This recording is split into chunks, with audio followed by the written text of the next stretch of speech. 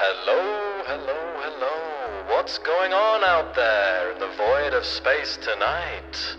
We are back with a very exciting new update. Let's come in here and see what we've got.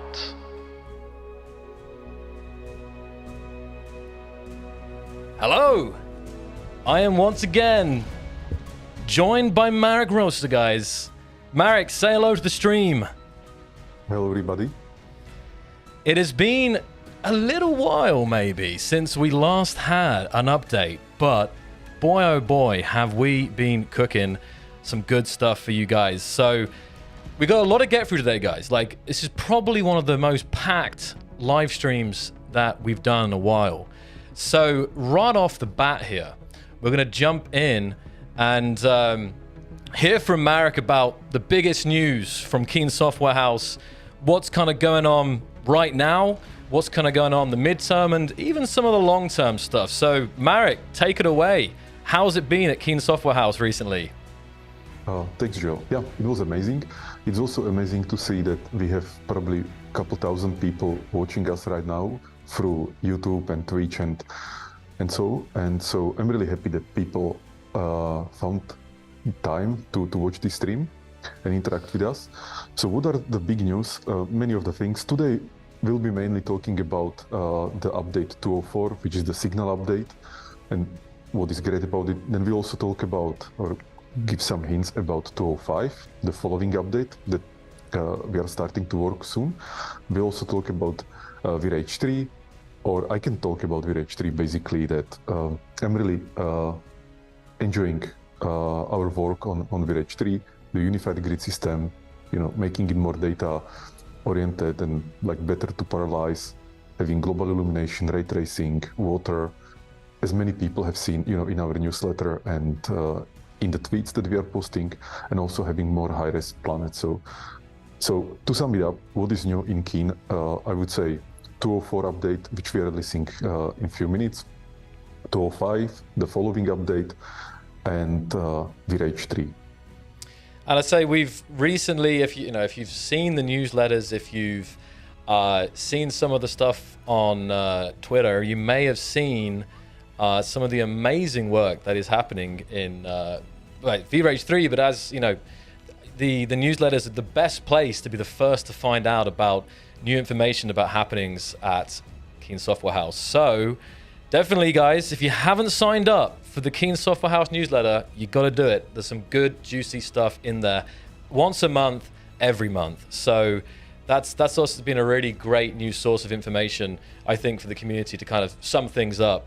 But yeah, the hype for the developments of VRH 3, we love to see it. Like the passion from the community is already is already there on like another level. So that's that is future stuff, and for sure there will be more streams covering specifically the future at Keen Software House. So Marek, I believe you also wanted to, before we even watch it here, just have some comments about the trailer for this update, which it's a special one. Mm-hmm. Yes. So you will see the trailer in a few minutes, and it's really amazing. It was done by Janusz and also other colleagues who helped with this. And we'll actually have Janusz on this stream. He will be talking about how he makes the trailers, the videos, you know, the whole process. And I really hope you will enjoy this trailer. Like me personally, I love it. It's so good. So, you know, there is nice story, so many things happening at the scene.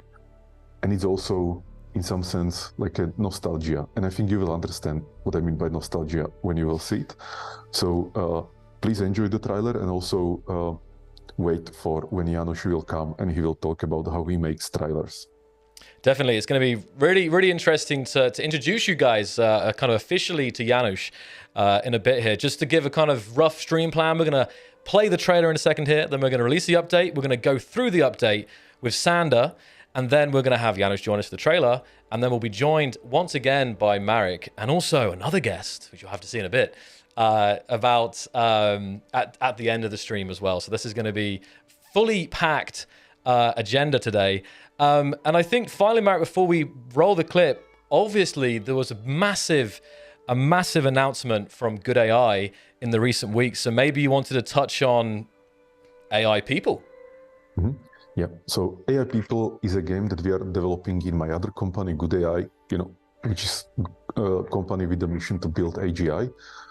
And so recently we announced our new game, AI People, which is in development. It's a very experimental project. And at the end of this stream, we'll have a special guest and we'll also be talking about this a little bit more. For those who are interested, AI People is a game with language model-driven AI NPCs that can interact with each other, talk to each other, and generate emergent stories for the player. And now we can continue to the trailer, the 204 trailer. So all will be revealed later in later of the stream. So I think let's get like before we do this, we've got to get like a hype scale detection here from the chat. How are we feeling, chat? Are you ready to hit the trailer? Out of 10, how are we feeling today? You see the background here. You see some pretty amazing blocks, and you've definitely seen some previews of some of the features. But I need to see some hype levels here before we hit this. I need to appreciate where we're at. Okay, it's looking pretty good. I think it's time. Let's roll the clip. And I'll be back in just a second. I say that. Yep, here we go.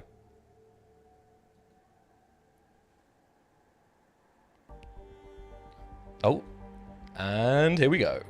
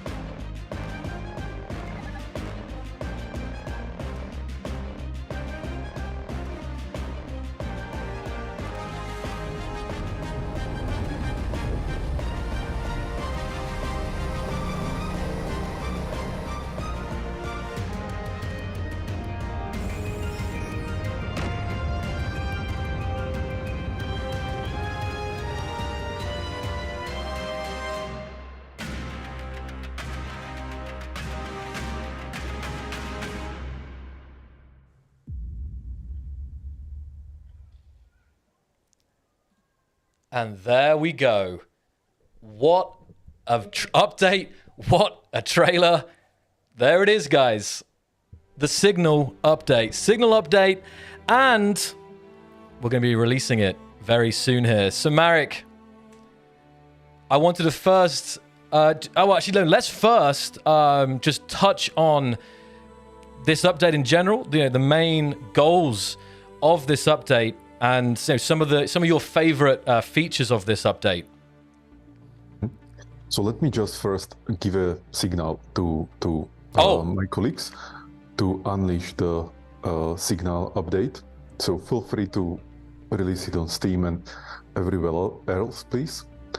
And you can also go and check the blog post where we are providing more details, but maybe better would be to stay on this stream and keep watching. So, again, thanks to my team for making this amazing trailer. I think it's one of the most epic trailers that we had. And we had some epic trailers, in my opinion, but I think this is one of the most epic ones. It's definitely like so full of things happening, it almost feels like a movie.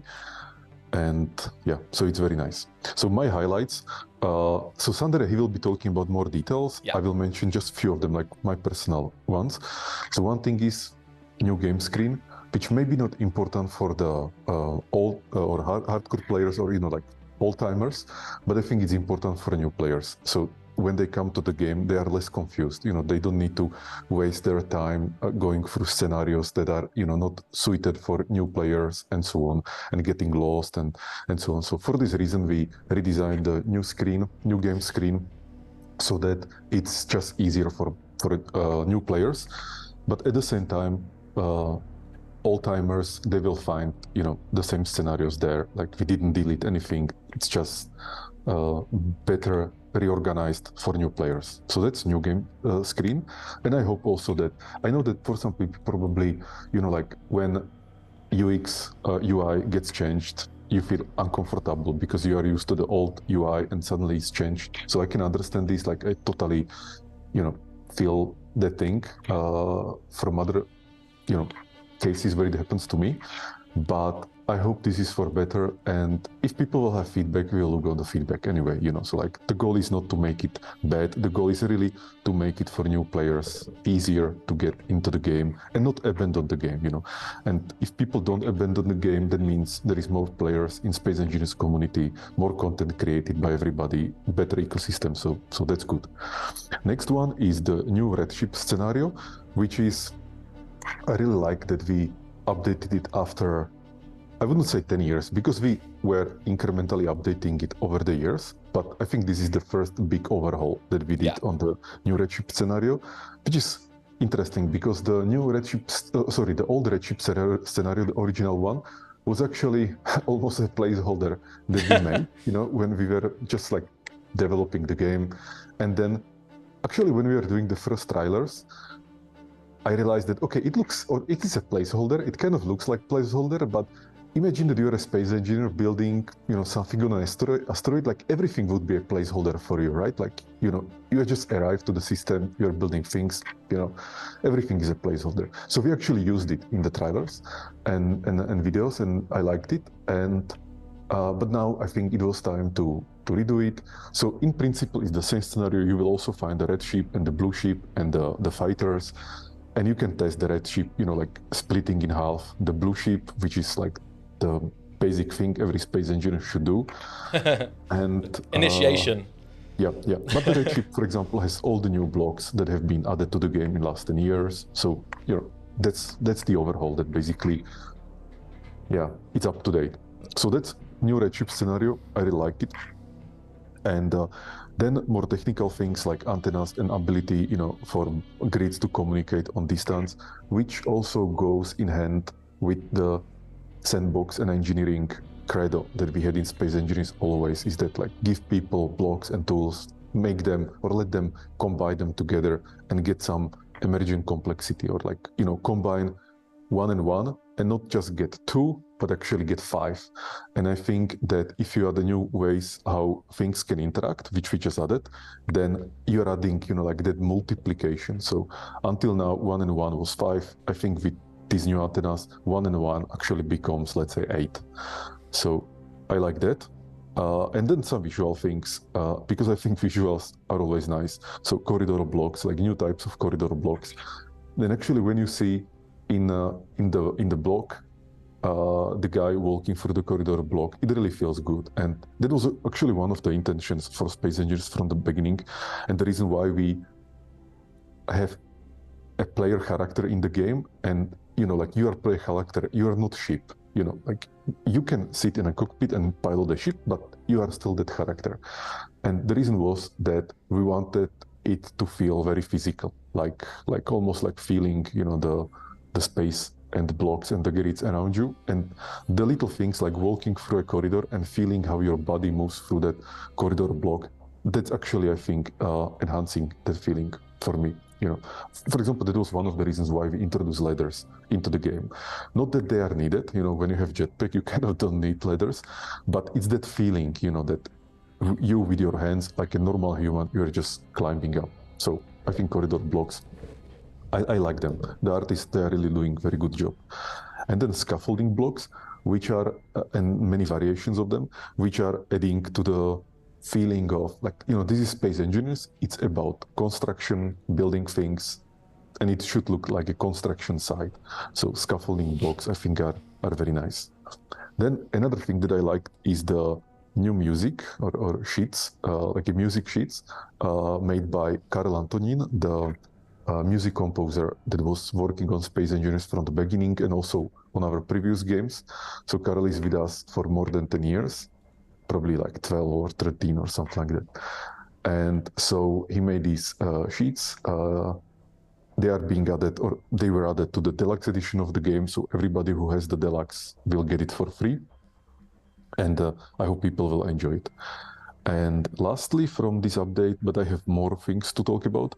Lastly is the new wiki that was created together with the community.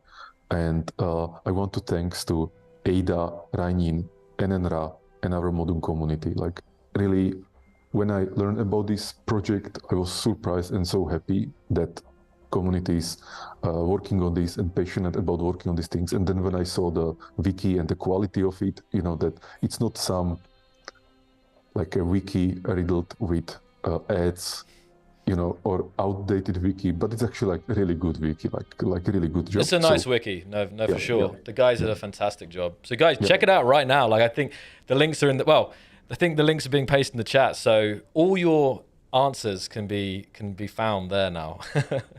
Yeah. So thanks again to Ada, Rainin, and Enenra and our modding community.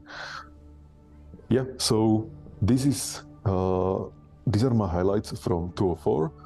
And again, as a heads up, Sander will come. He will talk about some more details. Then we will have Janusz. He will talk about the trailer creation. And then we will have special guest talking about AI people. And other than that, I also want to remind or maybe inform some people who don't know that Space Engineers is available not just on PC, on Steam, but also on Xbox and PlayStation. And last month or two, actually also on Microsoft Store and Game Pass, where people can get it. So for them to know. Another important thing I want to remind is the monthly newsletter that we have, where you can find some, let's say, secret information about Virage 3, Space Engineers, or some other projects. So everybody who will subscribe to this newsletter will get it every month. And I think it's the kind of like the source number one how to follow Space Engineers. You can of course follow us on Twitter and like all these other places, but I would like to emphasize that the newsletter should be the main news source. And then or maybe Joel, you want to add something? Oh, I was just saying that, like, in general, if we appreciate people have busy lives, so it can be hard to keep track of everything and keep track of the developments and things that are being shared. So the good thing about the newsletter, it kind of compacts all of it into a nice quick read, I'd say. So that's what's really good about it. So and there's always some exclusive stuff posted there, so it's the first place that you can hear about it. Yeah, and it's also good to mention that when we will have some big news in the future to announce, it will go through the newsletter. So people who will be subscribed to the newsletter, they will be the first ones who will learn about it. So if you really want to have the first-hand news, I would recommend the monthly newsletter, and the links to it should be in the chat right now. So then we can switch to what's next after 204. But first, please, guys, go and play this new Signal update. Enjoy it. I think that will be good. And only then focus on what's next, because many of you didn't even play the Signal yet. But what will be next? So this year, year 2024, is the PvE year for space engineers, and the 205, which is the next update, will basically be about encounters, the space encounters, planetary encounters, and basically everything we have done since the Warfare 2 is leading to 205. I think that's the important thing, that we are kind of like nearing the end of this path. Yeah, it's been a long journey. This is going to be huge, guys. We were saying, Yeah. And 205 will be also about prototech. I guess you all know what is prototech.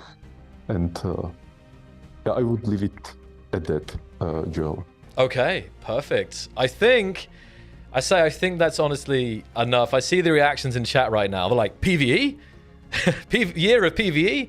The chats are on fire right now, Marek, for that news. So as you guys have I mention it on pretty much every stream, we have resources and we have to focus on different parts, and there's always stuff going on in parallel. But, at some point, weapons needed an overhaul, the combat systems, and then, AI last year with the automatons update. So there's all these different sections, but it's kind of been leading to expanded PvE exploration content. So I know that you guys have been really, really waiting for this kind of this next step for this part of the game, and it's coming.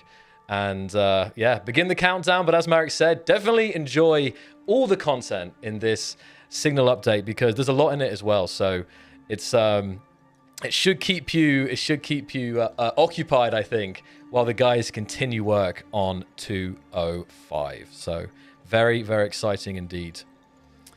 And you can see the chat, I assume, Marek. You see all the hype right now. It's crazy. I can't even read. It's impossible to read. Yeah, I'm like trying to glance over and pick out some comments here. But we should have some time for a bit of Q&A, guys, after the end of Sanders' section. But as I say, we've got a lot to get through today. So we'll see how it goes. But if, in the worst case, we can have a follow-up stream. There always will be more streams, as you know, guys. So if we don't have time for some Q&A stuff today, we can always do it in the next stream as well. So, well, thank you for your support, guys. That also means a lot to the team. I really see the words of encouragement and the hype. This is what the team lives for, to see the reaction like this and see the excitement of our players. So that's really, really great. So I guess, Marek, there's been a lot to cover. Obviously, we'll see you in a little bit later on the stream today. Is there anything else you want to add right now? I'm really happy with this update, and I will come back when we'll be talking about the trailer and with our guest about AI people. And please enjoy, and see you in a couple minutes. Super. Okay, thanks so much, Marek. We'll see you shortly. And now we're going to bring on Sander. Hold on, I got to accept Sander in. He's waiting on the sidelines here. So, spoiler. Okay, Sander, let's. Where is he? Here we go. Any second here. Everyone. I think they can hear you, and they're going to be able to see you now. Oh, you're already big. So good. It's all good. Sander. Hey. Signal update. It's been cooking for a long time. There's so much to talk about. There's so much to cover, and now the community is also hearing the whispers, the rumors of what comes next. So the hype is off the charts right now. But at least right now, we've got to focus in on 204 Signal update and the Signal pack and what's been added here. So we'll jump into that right away. So I'm sure you want to give some intro words here of how this update has been as a whole for the team. Ooh, yeah. I mean, we've been busy. That's for sure. I think, like Marek already sort of alluded to, a lot of the stuff that we've been doing over the last 2 years, maybe, have been sort of working up to something greater. And this is part of that. This is part of what we're, part of our journey to greatness. I mean, it's already pretty great, but it's only going to get better. Yeah, we've got cool stuff in this update, and yeah, a lot of under the hood changes, I would say. So, of course, we also have some really awesome new content. I think a lot of people already saw the teasers and the spoilers and everything that we've shared so far. Yeah, we've got the new action relay block and also the broadcast controller, which are both, blocks that can be used for various cool things. I think mostly for future stuff, we will definitely make use of the broadcast controller. So we'll have to see how that pans out, of course, in the end. But I think, yeah, very excited. So yeah, we can go. I've got the screen up here, the end screen that kind of summarizes nicely, all the new blocks and also the new red ship scenario. But I think what we'll do is, guys, we're going to quickly through the blog post and through each of these points as quick as possible, and then we're going to jump into the game and we can actually showcase some of this stuff in the game, because that's always good as well. I actually have some of the worlds from the trailer as well that we can use here for that showcase. So yeah, I guess take it away, Sander. Yeah, so let's start at the top, I guess. First up, we have the broadcast controller. This is a really cool block that allows you to basically send chat messages to everybody or just to yourself. If you want to set up a grid that tells you when your inventory is almost full, or maybe it tells you when you're low on hydrogen, or whatever really you want your grid to tell you, you can now get your grid to talk to you. So if you build this thing and don't add any antennas or other communication thing, basically it can talk to you while you're inside the cockpit on that grid. If you add an antenna, you can send the same messages to basically everybody within the antenna range. And of course, you can, make all these cool relays with multiple antennas, and then cross vast distances and have your messages relayed to others. So yeah, maybe you want to do some, some advertising for your ship printer. You can do that. Maybe you want to tell people to go away from your base while you're offline. You can have that. Lots of cool stuff you can do with it. And yeah, it's I think a really nice addition to the game. Next up, we have the action relay. The action relay is essentially a remote timer, is maybe the best sort of vague description I can give to it. What it allows you to do is, if you have two action relays, one on grid A, one on grid B, if you make an action on grid A, you can get that action relayed to the second grid and to grid B, and then there the action will trigger. So you can use this for lots of things. So, imagine remote controlling a drone or having a garage door open while you're, away from it. All kinds of cool stuff. And I'm sure the community will come up with all kinds of crazy things for this. One sort of cool, neat, extra little feature that this block has, and it's something that we're hoping to expand to other blocks, although we need to sort of figure out how we can do that. So you don't necessarily need like 20 action relays to transmit all your actions to a block. Your action relay can essentially easily switch to which channel you want to send something on, and then trigger actions. So you can, it's a bit of a quality of life thing in the UX, and I think you'll figure out how it works when you play with it. It's pretty cool. I mean, just to quickly just add something here, like I think, the community would have seen this from the kind of teaser we put out, but this is a huge deal. This functionality is something that players have requested for a long time. Yeah, for sure. Yeah, it's a couple of blocks, but the potential, the power that this has to add to builds is amazing. It really is. Yeah. And as I saw some in the chat say something like, the channels on the action relay is the real feature here. So that's definitely part of it. But it's yeah, for sure. It's it's crazy. It's really, really crazy. And again, the teaser that you saw was just one example, but as always, we have some like guesses what players might use for these kind of blocks, but in general, it's like the community will just blow our minds, I'm sure, in the next couple of weeks about how they use this stuff. So. Yeah, I'm really curious to see what people come up with. And I should also mention we do have a guide for both the broadcast controller and action relay online. So if you need some help figuring out how it works or how to utilize it, I think there will be some links in the chat and you can check that out. So yeah, super cool. Let's see, what else do we have? We have some cool new armor panels. These are basically, some additional shapes to sort of round out the selection, if you accept my pun there. Sorry, so, I yeah, approve. That's good. Some nice new round armor panels.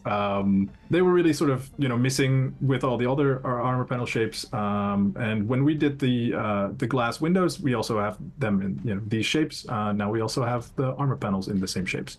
So that's cool. I'd tell you though, Sander, like, look, now I know what already my favorite block is. Of course, it's these first ones. But I'm telling you, the hype for armor panels. I'm telling you, I wouldn't surprise me if some people's favorite blocks in this update are the armor panels. There's a lot of passion for armor panels out there. Absolutely. Honestly, I think armor panels are one of the best blocks we've ever added to the game. They're so simple, but they're so versatile. You can use them on so many things. Yeah, they're just super cool.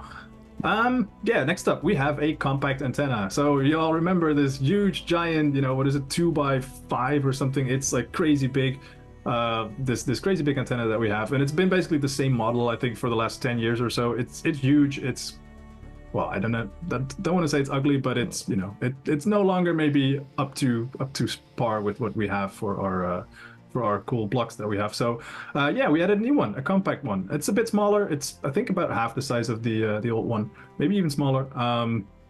Super useful. Should be great for all your action relaying, and in general for adding antennas to your grid.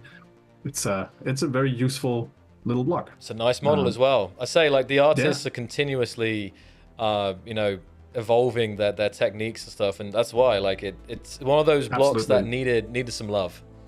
So there it is, the compact antenna. Yeah, for sure. Yeah, really cool. And then what's next? Yeah, as Marek already mentioned, we have a new Redship starting scenario. This is a fantastic, beautiful scenario. It's so pretty. I really love it. This, I think, showcases all the good stuff, all the cool blocks, all the cool things that we've had for the last 10 years that have been added to the game. This really showcases that, and it's also a good place for newer players to start out, figure out how the game works, check everything out. It should come with pretty much all the features of the game except planets. In this scenario we don't have a planet there, but it is the space scenario. It's really cool, staying true to the original by not having planets. Yes, yeah, absolutely. That was very much part of the design for this. And I would like to thank Ryan Keel for doing most of the work on this. He did a fantastic job, so very good. What's up next? We have some cool death and respawn improvements, mostly. Lots of quality of life improvements in the update. Yeah, there's so many quality of life features here, and also lots of like under the hood features that are not super flashy maybe for all the players to see, but they do provide, let's say, groundwork for future stuff, for 205, for Prototech, whatever that means. So yeah, we'll see. Death and respawn improvements. What that means is we have some new text, and when you die, you now know why. So yeah, I like that. I like that little rhyme. That's nice. Yep, it works. If you get shot by a gun, you got shot by a gun, and it's no longer like, oh, I suddenly died. What happened? Oh, I don't know. Did I collide with something? Did I get shot? Well, what happened? Sometimes it can be a little bit, bit iffy when it's not entirely clear. Now it should be a lot more clear what happened. Then after that, we have some new cargo container destruction improvements. So this is mostly a performance increase or improvement, I would say. That's why we decided to do this. If your cargo container got destroyed previously, all the stuff would fall out, and then probably most of it got deleted because of the trash cleanup. Now, instead of everything just becoming a giant mess, you have to find all the parts. Want to place a block there because you're grounded down and your inventory was full. Oh no, like all these annoying little things. This should be a lot better. Everything will be in one place. Everything will be in a temporary cargo container that contains all the stuff that you would normally maybe lose. It should all be there for you to retrieve. Note, this container can be picked up with a landing gear. It can be put into a collector, so it's easy. If you just want to collect all your stuff again, you just dump it into a collector, and it should all be back in your cargo containers. What's next? We have reload indicators for static weapons, and also a nice little click sound with it. So, if previously, what would happen if you were shooting, and this is something I noticed personally. When you're in this heated space battle, you've got your Gatling guns on, let's say the first hotkey or the first slot in the hotbar, and you've got like your railgun on the second one. You would be, shooting your railgun, and then you would switch to Gatling guns because your railgun needs to reload. But you didn't really know when your railgun was ready, so you'd switch back and then try to shoot it, and then it doesn't work. Well, okay, I'll switch back again. But now you can just see on the HUD when your railgun is ready, when you should switch to which weapon, and how it works. It generally makes everything a lot smoother and easier to play. So yeah, really nice little quality of life feature there. Yeah, user guys called it the dead man's click, when you're like, you're going to fire and it's click. Oh no! That will happen now. You'll no, crap, my my ammo ran out. Oh, the next one's a big one.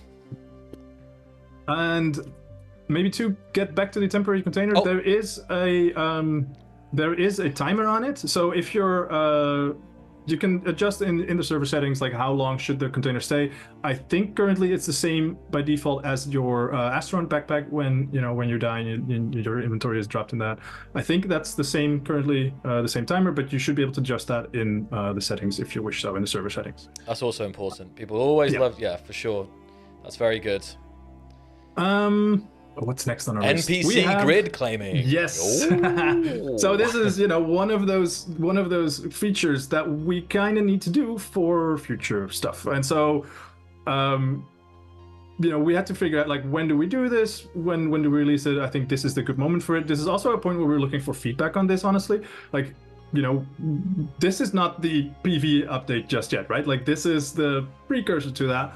We're doing a lot of the groundwork for it, but this is one of those features where we want to be sure that people are actually happy with it, that it's working as we expect it to work. There's no weird stuff happening with it, so that's why we added it here. So what this means is, previously when you, let's say, stole an NPC ship, so you would find a cargo ship or encounter, you would hack all the blocks, you would take it as yours. Now it's your grid. That's cool, but the PCU at that point was still allocated to the NPC, and if there is too many PCU on a server or in the world, as everybody knows, things go bad. So what happened was, if people stole too many NPC grids, the server would just not spawn any more NPCs, or because the PCU pool is full by all of those grids that people have stolen but are still accounted for the NPCs. So that's a bit wonky. What we did was here, you now have to claim the grid. So if you don't claim the grid, it's gonna be despawned. It's pretty harsh, but that's just, we need to clean up after ourselves. And so how this will work now is, you will claim the grid. You will, what happens is you go to the grid, you hack it as usual, you gain access to one of the blocks, or you build a new block on that grid. You gain access to the grid, you then go into the terminal, and then you have a big button there on the top right that says claim NPC grid. What that then does is it transfers all of that grid's PCU to you as a player. You now pay for the entire PCU cost of that grid, and it's now yours to do with essentially whatever you want. It's your PCU that you paid for it. The blocks are still, like, the blocks that you didn't hack are still actually owned by the NPC, so you still need to hack all of them. But it is your grid in terms of PCU cost, and this should help server performance and in general, allow a lot more NPC stuff to exist in the world. Yeah. So I think this is a really good, under the hood change, and definitely looking for feedback on this. Like, if you have, like, maybe it's not entirely clear how much PCU you need to pay, or I don't know, like, maybe there's some issues with it. Please let us know. We're very much open to feedback on this, as we are with everything, of course. But this is something that we want to focus on. This is a very important part of what's to come. Yes. Yeah. And also, I think the grid claiming is also part of the guide that's been mentioned before. So probably will be some new links in the chat coming soon for you. New world screen. We have a new screen for if you want to start a new game. The screen that we had in the game has been there for, basically forever, I think. It's been in the first release, basically the same thing. We've updated it to make it, first of all, look better. Second of all, to make it for players, for new players especially, much easier to find what is what, where they should go, what they need to do. I think a lot of people quite often struggled with, if you're a new player, you don't know anything about Space Engineers, you play the game, your first scenario that you would see would maybe be like a PvP scenario, and you start it and be like, well, this is a bit weird, like there's nothing happening here, like the game doesn't start, what? So that's a bit weird. So now it's all much more clearly labeled. You don't have to like read the entire description of the scenario to figure out that this is a sandbox scenario, this is a PvP scenario, all of these things. So yeah, it's I think it looks fantastic. It works really well. It's quite nice and smooth. Again, if you have feedback, please let us know. But yeah, overall, I think a really nice change that we have here. What else do we have? Some more cool quality of life changes. First up, grinding components to scrap. You will now get a nice little warning when some components are, when you grind them and they are converted to scrap. This is currently, I think, in vanilla only used for batteries, but it might be used for more stuff in the future.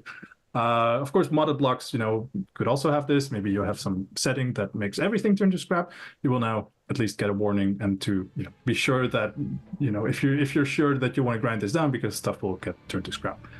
So yeah, very nice little quality of life feature. We also have some adjustments to tree collisions. A long time coming. For sure.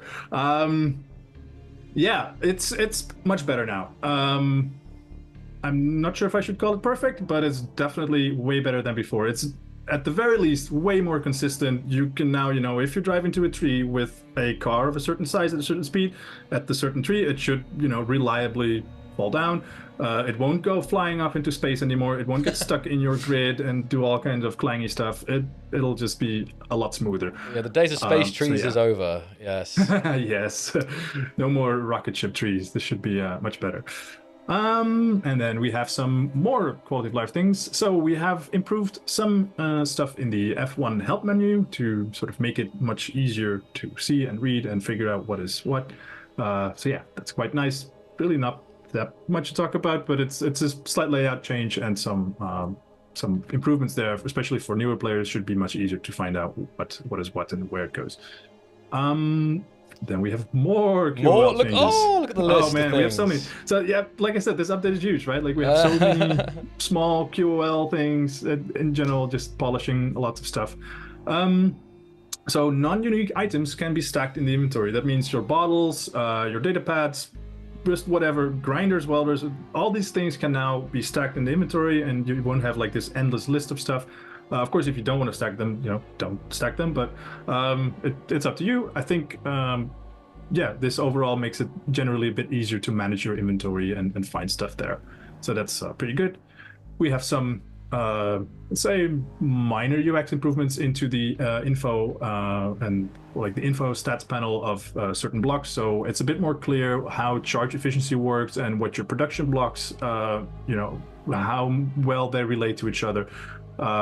So if you put some upgrade modules on your refinery, it's now a little bit more clear what that change does, and also what the base speed is compared to like some other block. So it should give you a little bit more easier insight. What else did we do? We did some cool improvements to cargo ship flight paths. So again, this is part of what we're part of the bigger plan. Cargo ships will now continue flying if you're nearby them. They shouldn't just stop and be like, oh, well, waiting for you to leave so I can despawn. They will continue flying. Like, it makes them a little bit more believable, makes them a little bit more interesting. In general, a good, nice improvement. We've made some general improvements to NPC grids, and I don't want to go too much into detail of what this is, but essentially the performance of NPC grids should be much more improved. Also looking for feedback on this. If there's any weird things with NPCs, please let us know, but it should be much better than it was before. Similarly, we did some reputation system improvements, or adjustments, I would say, because it's not, let's say, the final version, but this is something, again, part of the bigger plan here. Previously, what would happen if you were to attack an enemy faction grid or another faction grid, the better your weapons, the less they cared about that. So that was a bit wonky. Right now, it doesn't matter if you shoot it with, your rifle or with a railgun. The amount of damage should be proportional to the amount of, or the amount of reputation should be proportional to the amount of damage that you dealt to it, and and not this awkward thing where if you grind it with a tier 3 grinder, it's much less of a penalty than if you did it with a tier 1 grinder. Let's see what else. Oh yeah, lightning damage is now disabled by default for new worlds. I think this was a highly requested feature by some of our fantastic community members, and yeah, here we go. It's no more surprise damage. Yeah. Yes, and if you like lightning damage, you can totally turn it on in the world settings. Like, this is an option. You don't have to use it. You can use it. And the same thing, another option that we did, and that's now disabled by default, is the scrap spawning from damaged blocks. So if your blocks got shot, no longer stuff will, floating objects will clutter your ship and cause all these clanging noises and all this, and also reduce the performance, because this is also, all these floating objects need to be calculated, of course, all the time. But you're not going to chase after that little one piece of scrap that flew off to the distance. Well, maybe you are, then you turn it on, but I think most people don't. So for most people, this should be a very much an improvement. So yeah, that's all like the main things. Then we have some specific PlayStation stuff. So the loading times have been improved, simulation and render performance has been improved for certain scenarios, and textures are now reloaded after download when using Play Go. So and we fixed some intro video stutter. So yeah, some nice performance optimization and improvements for PlayStation. And of course, then on top of all this, there's obviously a huge amount of bug fixes as well. Oh yeah, absolutely. In general, this is just more the changes. But as always, guys, these updates come with a huge amount, and you can see them in the full change log. But this will be, a huge amount of bugs fixed, both found by our team, but also that you guys actually submitted on the support site. So, as always, that we really appreciate that. Yes.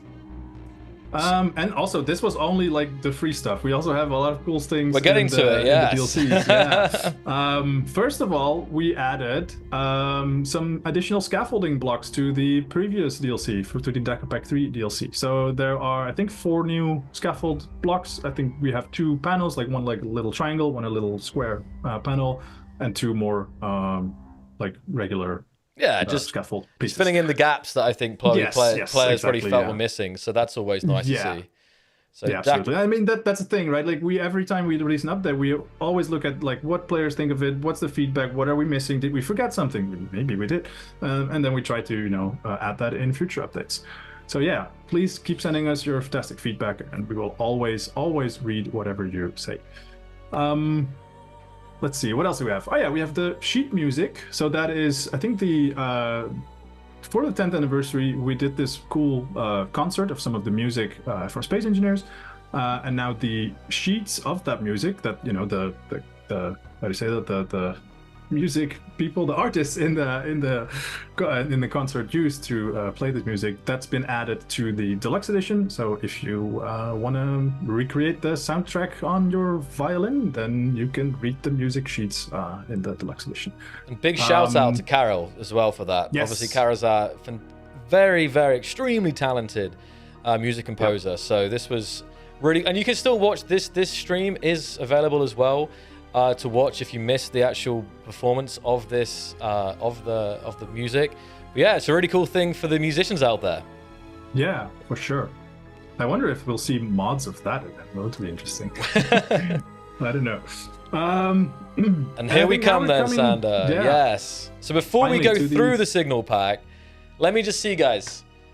Give me an 07 in the chat if you've already purchased the signal pack and all of the juicy blocks found within. I keep saying juicy tonight, I don't know why. All of the epic blocks found tonight. Let's see a show of hands in the chat here, or some salute, should I say. Woo! That's cooking. Fantastic, guys. That's great. I know I have to admit, like, we're a bit biased. I think that every update is great, and they all have their best points, but I do think that the signal pack is one of my favorites. It's definitely up there in terms of if I had to rank the packs. So I really hope that you guys enjoy the blocks here. We're going to go through them now, but just wanted to see from you guys in the chat, you know, how we're feeling about it. And now we can go through it, Sander. Let's kick it off, because we got a lot to go through. Oh, for sure. We have lots of stuff. I mean, every DLC we do, I think, contains some fantastic, pretty blocks. But like you said, it's one of the best in my opinion. I don't know, like they're all great. So this is also one of the great ones. I don't know where I rank it. It's up there. It's really good. So yeah, let's start off with the truss set. So these are some really cool, nice little greebly details. Of course, you can use them as your structural parts of your grid. Do whatever you want with them. But yeah, they look really nice. They're this, you know, sort of industrial, but also sort of sci-fi looking, well, trusses. That's what they call it. Besides the basic shapes of like the pillar and the corner piece and the T-junction, we also have a light and a decoy. So yeah, they can be really, you know, used to greeble up your spaceship. Look really nice. Very nice blocks. Yeah, very cool. The greeblers out there will have a really good time with that for sure. It's pure greeble. Absolutely. Then we have some cool corridor blocks. Finally, with the bottom. These are cool. We've got a couple with the window, with windows at different positions, and yeah, the T-junction, cross-junction. I think we have all of the shapes, but again, maybe we're missing a shape or two, and please let us know if we do. Then we will do our best to, you know, incorporate that in some future update, maybe. Yeah, these are great. Overall, I know these are going to be popular. These corridor blocks are going to be cool. Yeah, particularly. Yeah, very nice. Especially with the window, and it's really nice. And also the cool thing about this is you can sort of use them upside down, and it doesn't really matter what orientation you have in them. Like you can, yeah, they look good, I think, in many different ways. So yeah, these are really cool. Then we have the narrow corridor and stowage. Not storage, but stowage with a W. So these are well, corridors. They're very narrow. You can just barely squeeze through them. They give this nice little claustrophobic feel. I think if you're familiar with, you know, real-world ocean-going vessels, you will find that these corridors are similar to what you might find there. Maybe something like on a submarine. They're very, very cramped, very narrow, but they give this really cool vibe of, you know, being in the interior of a spaceship. To go with that. Yeah, to go with that, we have also the door, the narrow door. Comes in two variants, one like half block thickness and one full block thickness. Yeah, really small, cramped little doors for your cramped interiors. And I think it's, you know, some people like having spacious, open interiors, but I know, I mean, players, they build both, but I'd love to see when you have a ship that's in some ways no bigger than it needs to be, but you can still go through it, but it feels cozy, you know, it doesn't feel open, but it's very satisfying when you have like a very compact, cozy ship. So these new blocks are going to be perfect for that, for sure. Yeah. I mean, it's all about using the space to you know the max of your abilities, and I think these fit in there really well. And similarly, you know, the next item, the inset walls block, or inset walls set, I should say. That's a pack of 6 blocks. These again make your interiors. Maybe opposite to the narrow corridors, they make your interiors feel a little bit more spacious. So yeah, really cool wall pieces, both diagonal and, you know, irregular straight ones, corner pieces, all of the shapes that you could need. Some come with a railing, some without, so it's really up to you how you use them and how you want to build them. I think they line out quite well with some of the other blocks that we have, so it can make it really feel a cohesive interior, and also give you a lot of variation in how you do that. So that's I think, yeah, super cool. Moving on, we have some cool decorative consoles. So yeah, if you want to make the bridge of your spaceship like, you know, all like techie with lots of buttons and details and stuff, these are the blocks for you. A couple of them are functional, like we have the button panel, we have the one with the seat in it, but mostly these are, you know, decorative to make your ship look cool. But again, you can, you know, use the button panel to fire the missiles. That could be a thing. So yeah, nice super cool blocks. Nice selection of variations also, here, right? Yeah. And these come in small grid as well. So that's super cool, I think, for all your small grid needs, for like people who make a little bit bigger small grids with like actual interiors. These will come in very handy to, you do that and have some cool consoles on your small grid ships. And then to go with that perfectly in some ways. Yes. For those bridges out there. Yeah, absolutely. We have the bay windows, and these are windows, but they stick out a little bit. So they give a lot more roomy feel to, your window. Instead of just being a flat plane, it's just a little bit further away from you. And it gives this sort of nice, idea that there is a lot of space there, and it makes it feel a bit more open. And again, if you combine these with, for example, the inside walls, you can create some really cool shapes of corridors and corners, and they line out really well. And I think that's super cool, these blocks, and I kind of wanted these for a long time, and I think it's really cool to have them. I'm gonna be it's gonna be really, because I always try to pick my favorite blocks out of this, but these again, they're not a relay block, they're not broadcast controlled, but they're very visually satisfying, these bay windows. Absolutely. The shape, the angular kind of vibe, it's just meaning that of all the new blocks and all the skins that we have in the game, it's the variety of interiors and ships that people can now make is just, it continues to just grow and grow and grow. I love it. Yeah, it's super cool. We have just some amazing blocks that have been added in recent years, and these are one of them. It transforms how your silhouette is. It transforms how how your interiors feel like. It's incomparable to what we had before almost. And it's every time when I go through an update, when we have all the blocks and you go back, you're like, I kind of missed this one and I missed that one. And so it's really satisfying to see that we've added all of these cool things in the game over the years. Definitely. And finally, last but not least, we've added the live music from the 10th anniversary concert to the jukebox. So yeah, if you have the DLC, you will be able to listen to these cool tracks play on the jukebox. So that's more really music nice. Is always good. I say we had, Yes. it wasn't that long ago, we had 15 more tracks from the community, and now there's 9 more tracks for you to add to your playlists here. So really love to see that too. And I think, Sander, obviously there is so much in here, but I do, while we have you and while we're here, do want a little bit touch on, because we're getting through the blog post here. There's not so much to go now, but I think it would be really cool to briefly showcase what's next here. And there's a very nice image here as well to go with that. So I just want to summarize again what's on the page here. Yeah, we've got a new block. This is concept art for a new block. I'm not sure it's going to actually look exactly like this, but something like this for sure. I'm not going to tell you what block it is, but it's going to be a cool one. And I would say, I think the block that we have here will be the, how would we say it? This will be the gateway to a lot of new stuff that we're doing, and you're going to have to figure out what that means. Maybe when the update comes out. Even I have to contain my hype levels here. I'm just trying to my heart is I got heartburn right now. I gotta have take deep breaths, like heavy breathing. Yeah, wow, it's very exciting. We've got so many cool things coming up, especially for everybody that's been asking for PvE stuff. I want something to shoot at. I want more enemies to fight. I want to explore something and get stuff. Yes, we know that's what we're trying to do. That's what we're going for, and you'll just have to wait and see how it's going to turn out. But I think it's going to be great. I think it's going to be super cool. And also stay tuned for the newsletter, because there will be a little bit more things in there.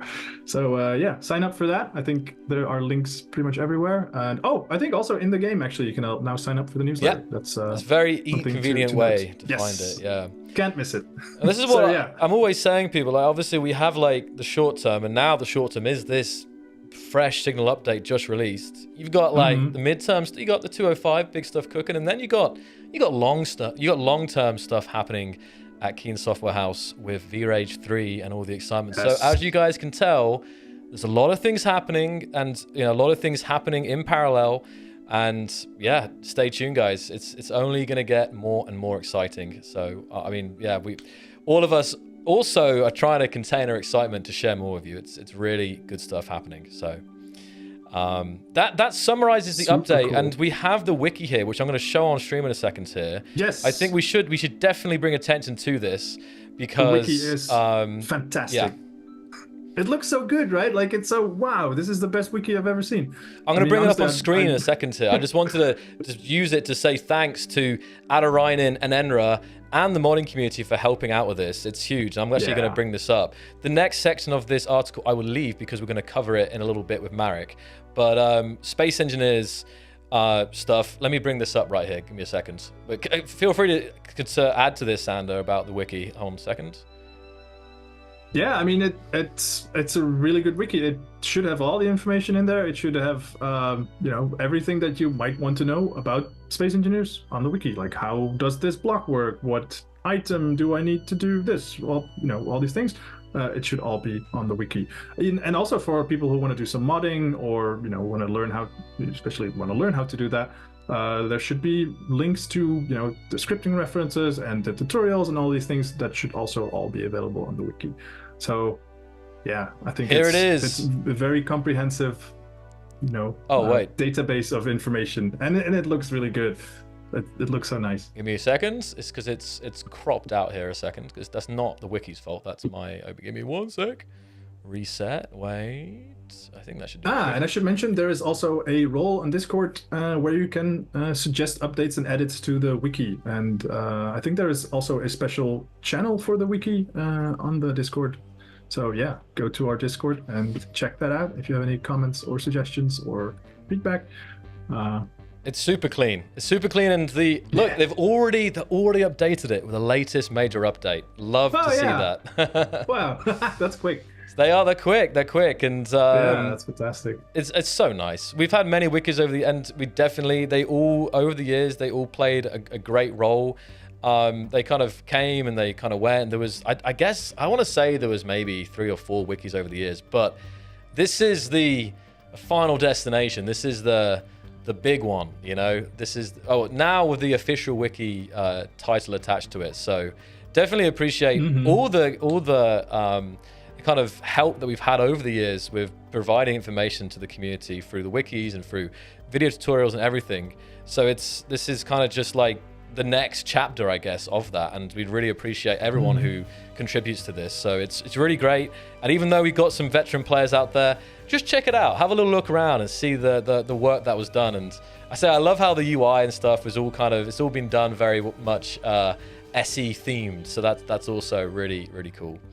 Yeah, I was gonna say, are those buttons on the left side, are those like the same that we used to have in the original version of the game? I think that's such a cool touch. It makes me feel right at home. I don't know, like they feel familiar. I'm not sure if they're identical, but they definitely feel like Space Engineers vibe. I could be wrong. Chat will know better than I know, maybe. But from my memory, they maybe not quite, but they definitely hit the vibe. Yeah, they hit the spot for sure. Cool. I just real quick then, because as expected, Sander, there's so much to cover here, and I think at this rate, to get into the game, we're going to need a follow-up here. But I did just want to quickly ask you guys, as I come back to the blog post now, favorite block, guys, or top 3 blocks. Come on, lay it down. How is it? Because I'm curious what you think about this. If I go to the very top here, we obviously have the action relays, the broadcast controllers, and their amazing new functionality and potential. You got new armor. I'm not going to go through the whole list again, but you've seen the list here. You've seen the free editions. You've seen the premium content as well. Just let me know in the chat, what is your top 3 things in this update? I'm sure the guys would love to see. Favorite block, favorite feature? It's really hard, isn't it? Yeah, hard to say. There's so much. Lots of good stuff in there. Quality of life stuff, it's. Oh yeah. It's crazy. I mean, for me personally, it's the action relay, because it brings just so many new possibilities and cool things that we can do. And like a lot of the QOL changes, like the new world screen, I think is a really good change. Maybe not for like the veterans who are used to everything, but I think for new players, this will be definitely a very welcome change. And yeah, I mean, so many cool things. I think, and from the DLC, I would say the narrow corridors are my favorite. Yeah. They give this really cozy, sort of claustrophobic vibe, Yeah. which is really cool.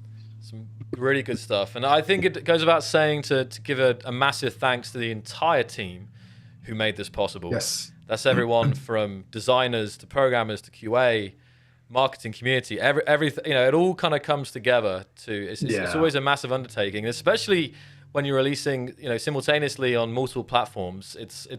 I say it's as complex. The operation of releasing an update is as complex as ever, but our team handle it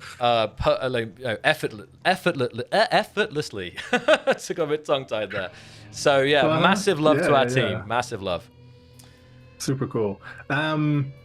I don't know, maybe, I don't know if it's already mentioned, but also the worlds that are in the trailer, all the assets for that, they are also available on the workshop. So huge thanks to Ryan and of course Janusz and Karl for making the trailer, but huge thanks to Ryan for making all of these really cool builds and you know, all of the cool stuff that you've seen in the trailer. And yeah, go check them out on the workshop. It's some really nice stuff there. For sure. And so now I'm in a tough spot because I feel like there's probably quite a fair number of questions, and I'm sure you guys want to see some of the stuff in action here. We have got some people waiting in the wing here, so I'm thinking how we can do this here with Sander. I'm thinking maybe we need like a part 2 here, you know? So maybe. I think one of the things we did discuss is the fact that you should definitely check out the update, play the update, read through the blog post. And I think once you've done that, a lot of your questions might be answered, and then I think the kind of the follow-up stream we have you'll have, you know, most of your questions may have already been answered. I guess I just want to quickly ask Kianata or anyone from our community team if there was any key questions. Aaron, feel free to drop in here in the voice here if there's any key points that we should, you know, answer here today while we have Sander regarding this update. If you see anything in chat recurring, it'll be good. I would just say very quickly before we lose our Sander, let's definitely see. I saw several people had questions about grabbing NPC grids. So if you guys want to throw those back up in chat, basically it was just questions on details. How long does a timer last? When does the timer start?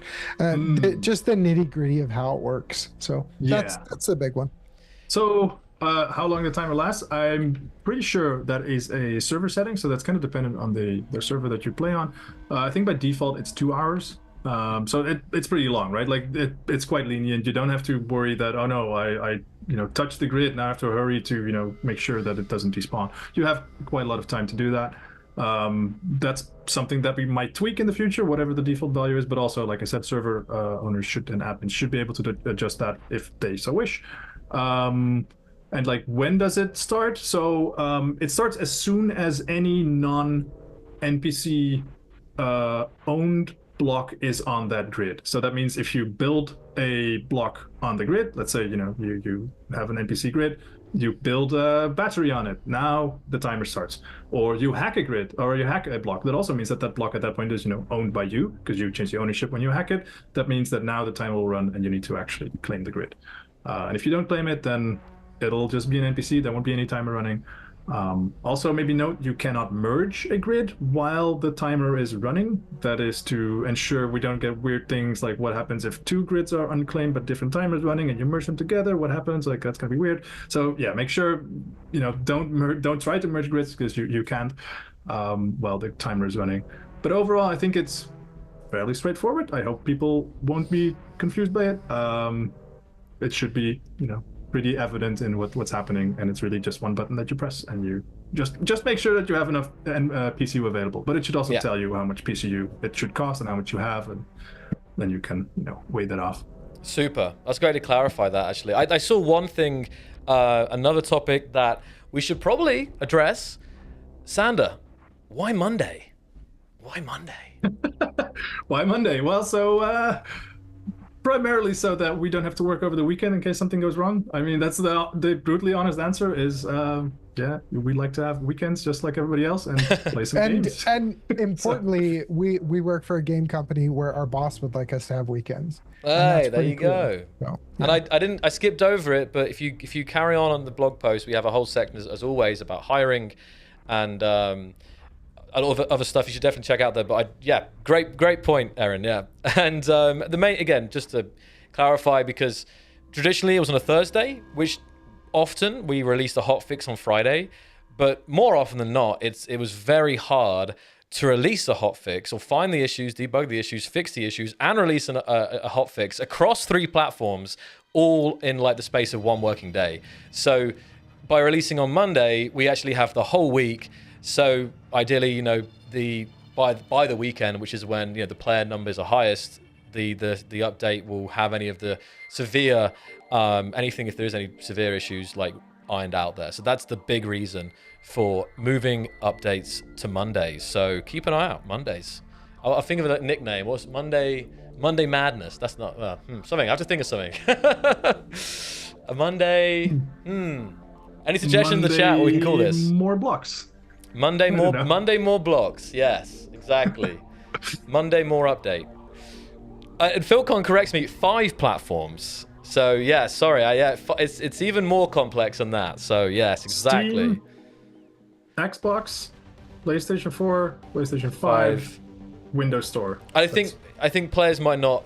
I'm not sure if you guys realize, but the PlayStation 4 and PlayStation 5 versions are actually separate versions of the game. So again, it just adds a little bit more complexity in getting things certified and stuff. So yeah. Well, let's see. Update. Fun Day Monday. Monday Mayhem. I like that. All right. Monday Mania. Perfect.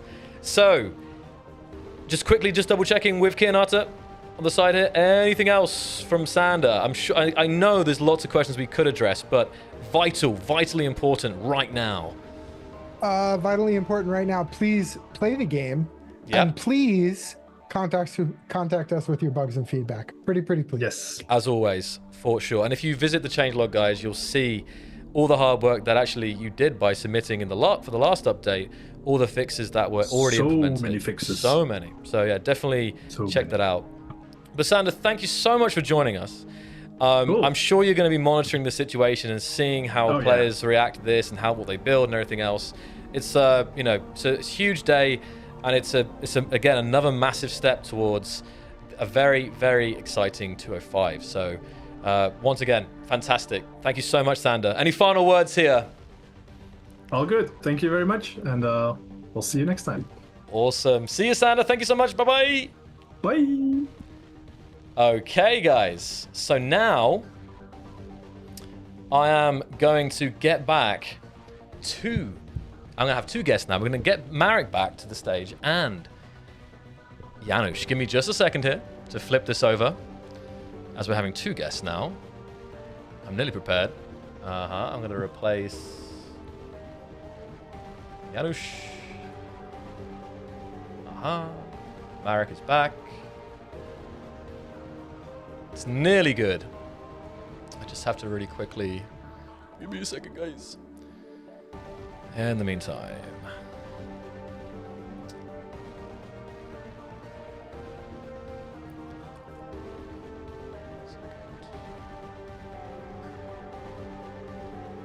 so who's actually played the game already? While I just configure this here, guys, who is already playing Space Engineers as we speak?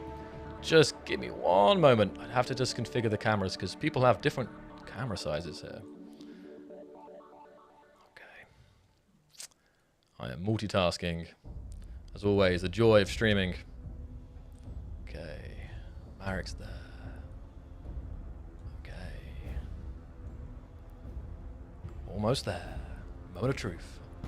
Have to... 07s?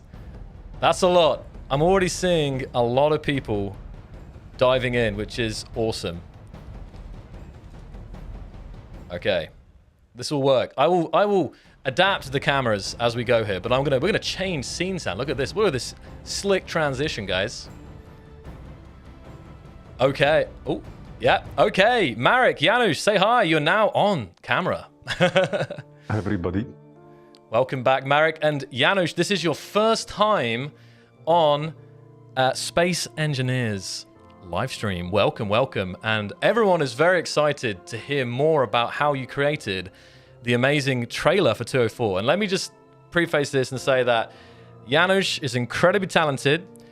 You would have saw his work first with the 203 update, and then the 10th anniversary video with the engineer running through time. So these were two of Janus's previous trailers, which were also fantastic. And now he's here to tell us about his experience working on some of those trailers, but also now 204. So Janus, take it away.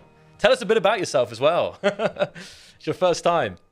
Hi guys, it's good to be here. I'm Janusz. I'm video creator for King Software House. Do you guys want to know how to create our trailers? Okay, so it usually takes about a month, sometimes even 2 months to create the video. And we work in a team of 3 people, and that's Ryan. You may know him as Barikai from Steam Workshop. He's our designer who creates all those amazing ships and bases that you can see in our trailers, including the new Red Ship scenario. I also work with Karel, who is our composer, and Karel is the one who creates all that amazing music for our game, for Space Engineers, and for our videos. And there is also me, who records all the scenes and then I put it together. And we start creating our trailers from making a storyboard, and we try to come up with some interesting story, and at the same time highlight all the important features of the update, and also show something that can inspire our players to create. And then when the storyboard is approved, we proceed to creating a draft. And this is where Ryan starts to work on the environment for the trailers. Like, for example, this amazing yellow base that you saw in our today's trailer is Ryan works. And that's when we check if all the scenes that we planned work, and if something doesn't work, we iterate on it. And we also over here set the camera movement, apply some interesting lighting to the scene, because I think what Space Engineers does really well is simulating light. And you can add, for example, some spotlights that give some amazing effects, and can also operate on the sun and stuff like that. And we add characters and animate them using our replay tool. And I think this is the step that takes the most time, because all the characters in the scene need to be sequenced, like enter at proper moment when we record. And to record those scenes, we use a couple of tools. So I think the most important is our replay tool, in-game replay tool. You can access it by pressing Alt F10 and then switch to replay tool. So if you want to play with it, you can do that. And we also use spectator camera a lot. And I usually combine spectator camera with controller, and it gives a lot of it basically makes the camera movement smooth. Yeah. And additionally, we also use a visual scripting tool, and sometimes if we have to, we ask our amazing programmers to create some custom tools for our scenes.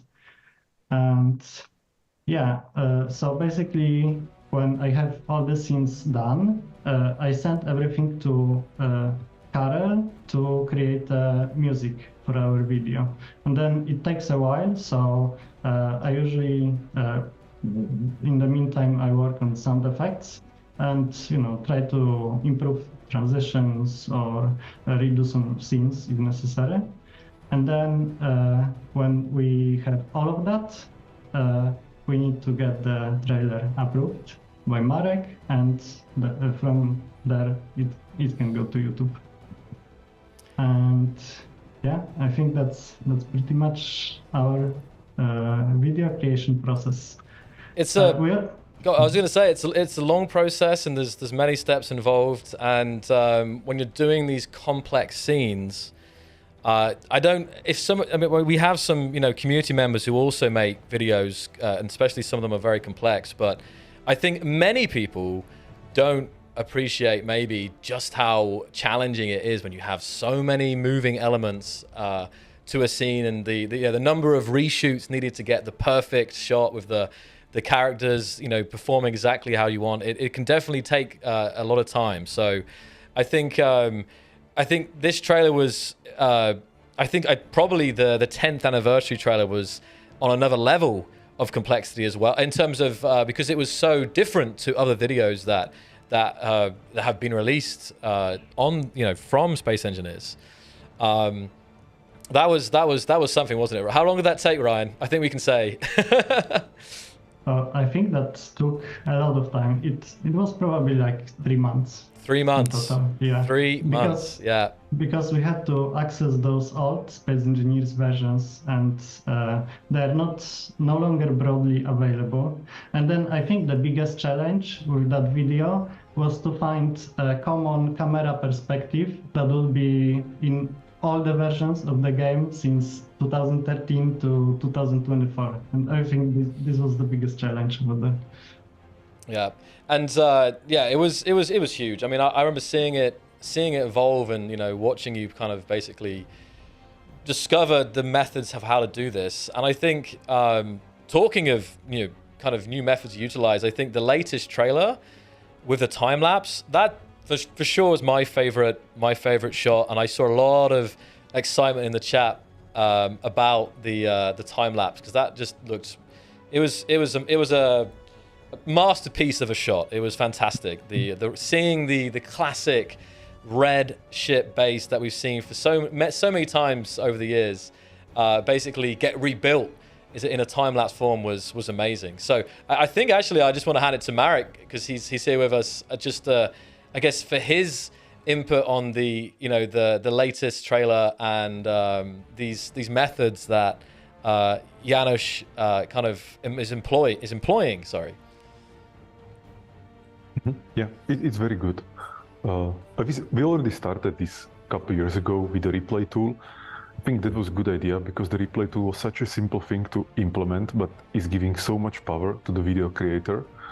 And for those who don't know, it's basically a tool where you can play as one character, save it, play as another character, load the previous character, and then basically adding always or playing as a new character every time, and filling up the scene with many people, which in the end it's just just playing it one after another. So that was a simple thing to implement in Space Engineers, but it's giving so much power. And I also love the time lapse. And we have done first time lapse, Joel, in one of your trailers. The one I try to remember the first. It was the overhaul of visuals and sound and stuff. But this was, even at the time, it was something that was. It took a while. It was one of the harder things to do, but it looked very cool. It basically was building the ship layer by layer. But Janusz's method in this new trailer, some years on now, it was you could see the engineers moving around, and it was, rather than layer by layer, it was basically following the engineers as you would build it normally, right? So that was really cool to see. Actually, it's nailed this method, and you can definitely expect more of this time-lapse stuff, right, Janusz? Exactly. Yeah. Yeah. Yeah. I also want to point out, if it wasn't said before, that Janusz is also a member of, or he came from the community. So he already was playing Space Engineers, and then he joined our team, which is amazing. And I was recently tweeting actually that we have, I think the number was 11 or some number like that. Current members of Keen Software House came from the community, which is roughly 10% of the people, which is amazing. Like, I always wanted this kind of interaction. So Janusz coming and like from day one making amazing videos, for me it's one of the best things that can happen to me, to CEO. Yeah, it's not easy because we have had other people making videos for SE. While I did the majority for the last, I lost track of time now, 9 years. There was some in there in the mix that we had other people, and these were still really cool videos. But I guess the challenge was there's lots of very, very talented video makers, cinematographers out there, but making videos in Space Engineers is like a whole different challenge and requires like a completely different set of skills. Of course, you can utilize knowledge of cinematography within Space Engineers, but manipulating Space Engineers to kind of the scenes to kind of play out the way you imagine, and the camera shots and stuff like that. It's it's a big challenge. And Janusz, came from the community and had an experience making videos for YouTube already on his own channel. And he already had those. He already knew Space Engineers very well. I'm not sure how many hours you had, Janusz, when you joined, but it was clear you had a lot of experience already making great videos. And now, obviously, we've dedicated to this, the trailers and stuff. You've really developed some really awesome new methods, I'd say. Yeah. So I think I had about 4,000 hours. When I joined. And it's hard to find, like, it's hard to find people out there to make videos for Space Engineers who have 4,000 hours in Space Engineers. So it's definitely, like, I'm telling you guys, out there, like, believe it or not, playing Space Engineers and being very passionate about it, or modding Space Engineers, or whatever it might be, it can definitely lead you to end up working on Space Engineers. So let that be a lesson for everyone out there. For sure. So it's really cool stuff, though, Janusz. And I know, I'm sure the community is already hyped. I know I am for the next trailer. I'm sure there'll be even cooler things here. I don't know if you had any kind of final words, either Janusz or Marek, about trailers and Space Engineers, because it is exciting. It's like making movies, right? Yeah, I think like the only thing I would like to say is, if you guys wonder if you should start creating videos, just do it. I think, it's worth to try. I can hear the just do it. So yeah. Yeah, thank you, Janusz. And I'm looking forward to more trailers and videos that you will create. Because for me, it's also always a surprise. Like when I saw the 10-year anniversary, this kind of like from a side, I was so happy, because I'm always so happy when somebody in my team creates something that is beyond my expectations, and that this was beyond my expectations. So I was so happy. And the trailer, I was also very happy. So I'm looking forward to some other trailers that you will create. Thank you very much. Awesome stuff, guys. So thank you so much, Janusz. We're now going to move on, but thank you for joining. And as I say, the community, stay tuned, guys. Go leave a nice comment under the trailer about the update and about the video, because it's good stuff. Very good stuff indeed. And we're talking about hours, as I always ask, guys, in the chat right now, how many hours do you have in the game? I see some people with 9,000 hours, 2,500. Let us know right now. And in the meantime, I'm going to switch over our guests here to move on. But thank you once again, Janusz. Have a great rest of your day and enjoy reading the comments and playing the update. Thank you, guys. I hope you enjoyed the new update. Bye. Awesome. Right. Okay. So Marek's going to stay with me here. Mm-hmm. And I'm going to switch over and I'm going to bring in our next guest. Hold up. I'm going to do... Wait a second. I'm going to do like this. Okay, to play it safe. Can I drag? Okay. I can't drag. Okay, let me unpin Marek. I'm going to pin Marek. Perfect. This should be seamless. 1 minute here.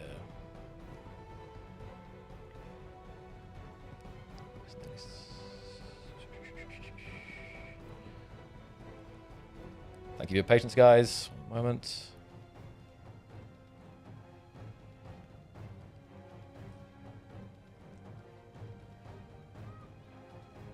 And once again, I'll fix the cameras here because they're once again different sizes, but welcome to the stage.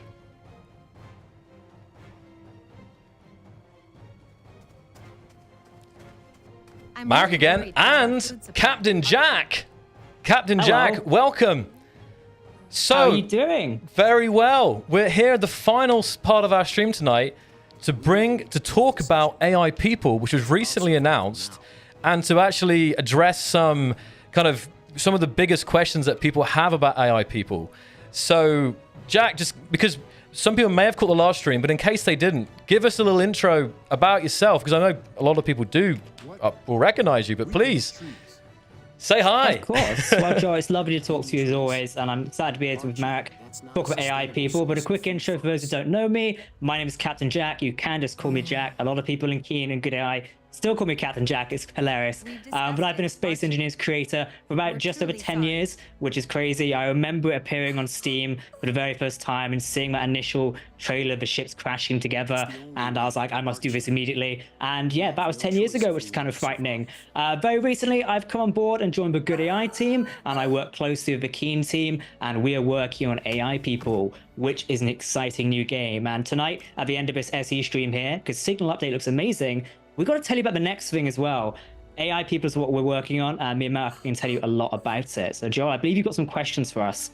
We're going to tell you about it. I have got some questions. I have a lot of tabs here for all the update stuff. Let me just pull these questions up. Wait a minute. Well, when you find the others, I can tell you a little bit about what AI people is. That would be perfect. People might be. I'll give you a talking point. There we go. Very perfect. So AI people, a lot of people may be asking questions about this. This is a new game from Good AI, which again, sister company to Keen Software House. Keen's working on Space Engineers. Good AI, we're working on AI people and various other things. You can check out what we're actually working on by our Good AI website and head over to the AI People game website. Hopefully Kenyatta or the other moderators will link it as well. But AI People, you may be wondering what it is. We demoed it just about 2 weeks ago. A lot of you had a lot of questions about it. And over the next couple of weeks and tonight, we're going to answer those in detail. So the game. AI People is a sandbox game, essentially where you can create and play scenarios with AI NPCs, and they interact with each other and the environment, and also you, the player, as well. Essentially, they learn, they feel emotions, they pursue goals, they dream, and they dynamically craft emergent AI-generated stories, essentially. You can do anything from creating your own scenario of beaming down to an alien island, essentially, and the AI will talk to you like you've just appeared out of thin air. You can create whodunit scenarios and play artificial ones as well, and sort of solve murder mysteries. So if you're, say, like a Sherlock Holmes fan, like I am, then, you definitely want to go and create one of these adventures. And yeah, this essentially the world's your oyster, realistically. You can create your own scenarios, design your characters a little bit by telling them, prompts about who they are, what they're doing, and have a lot of fun with it. That's my little brief overview of AI people. Perfect. That's a great intro there. So I'd say some of you guys would have caught the announcement just not too long ago now. Well, I've actually, time's gone. Was it last week or 2 weeks ago now? It's 2 weeks ago now. It's 2 weeks ago now. Yeah, time has flown. And we have this is the gameplay you see in the background right now. This is going to be, it should be looping. This is actually gameplay from Marek recently posted on his YouTube. So you can kind of see some of the game from the background, and we can skip through this and talk about certain moments here. I guess as we go through the questions, and it becomes good timing here. So I guess I was going to first ask you, what is AI people? But I think you've covered that pretty nicely here. So when is the release date for AI people? Of course, Joe, that is like the age-old question. Everybody knows or wants to know when they can get their hands on the game and, do whatever they want. Well, we're not ready to share it just yet. We'll announce that at a later time, but you can subscribe to our mailing list, which is essentially a waiting list, meaning you can be one of the first people to play AI people. All the information is available on our Connect page, which will be in the chat right now. You can head over to AIpeoplegame.com, and there's a giant waitlist button. Sign up there. You'll be the first to know. We've got the Good AI Discord as well, which is where I am usually. And we can come and ask questions and such. But yeah, currently we'll be sharing some news hopefully soon. But we also have another live stream soon as well. The date's not just confirmed yet, but it should be next week, where myself, Marek, and a few of the amazing AI people team, and I can't give them enough credit, Martin and a bunch of the others are fantastic people to work with. We'll be sharing more information about AI people, the behind the scenes, the technology, and what you can do in it, hopefully next week on a live stream. So keep an eye on our social media. We'll be confirming that one as well. So yeah, AI people coming soon. Fantastic, Jack. I think you covered all the points there. And definitely, we see plenty of links in the chats as well for you guys to sign up for the both connect, but also to the basically really submit your worried about interest our for food this for supply. sure. So I'm just seeing here. So the next question here. Let me have. I had to plan this out. We got. Do you plan to release AI people once it's all done, or do you want to do it incrementally? So this is absolutely a good question, and I'm sure many people are, interested in good AI sort of development strategy with that, especially, being a sister company to Keen Software House and how Space Engineers has been developed, for example. Our goal is incremental development and deployment, and this means being in an open development mode. Essentially where we develop like a vertical slice. This is a set of features that work, but it's not completed just yet, and we're very transparent about that. What you're seeing of AI people is still an alpha at the minute. Things are subject to change. Essentially, we've got our alpha tag everywhere. Things may change. Just keep that in mind, and there's nothing wrong with sharing that as well. Essentially, we're working on this vertical slice, which, as I said, is a set of features that work, but it's not complete yet, and we intend to share that with players. And the goal here is to gather feedback from people. Those who've been around this community for a while know we absolutely love feedback, and taking that on board, implementing it, changing our strategy, etc., and doing various things. We love hearing from our community. It's the same over on Good AI, and that really emphasizes our development strategy and what we plan to release incrementally. Mainly, it's sort of like the strategy is just to keep it for ourselves. Not really keep it for ourselves, but the final form of the game is going to take a few years, essentially, is what we've decided on. So we'll share bits and pieces, gather feedback, and change our strategy as is. I know Marik's going to touch on this a bit more in some greater details. He's going to talk technical with all of you in just a minute. But yeah, essentially, that's my answer to that question, Joel. Fantastic. And I guess that now actually we'll come to Marik and ask, basically, Marik, how flexible are the behaviors and stories in AI people?